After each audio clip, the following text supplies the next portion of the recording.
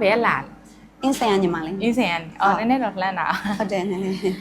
အခုကမသပင်လေးကဘယ်လိုပုံစံလေးလုပ်ချင်တာလဲမဒီပုံကိုမလေးဟိုပုံမသွင်းမဲနဲ့ပုံစံချချင်တာပေါ့နော်ပုံမသွင်းပုံစံမလိုပဲနဲ့ဟုတ်ကောက်တဲ့ပဲကြိုက်တာလားအဲ့လိုကွေးတဲ့ပဲကြိုက်တာကွေးတဲ့ပဲကြိုက်တာကွေးတဲ့ပဲကြိုက်တာအော်ပုံသွင်းစရာမလိုဒီလိုမျိုးပုံသွင်းလွတ်လေးပေါ့နော်ကွေးစီပန်လိုပုံစံလေးပေါ့စီပန်လေးစီပန်လုပ်ချင်တာ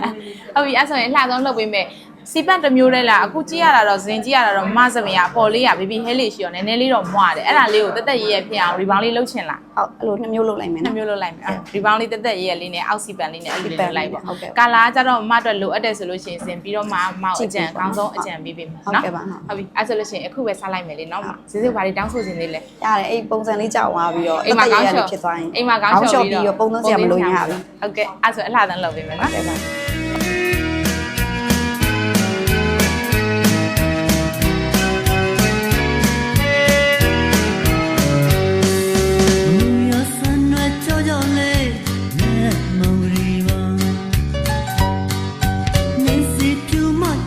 So, my yet to do.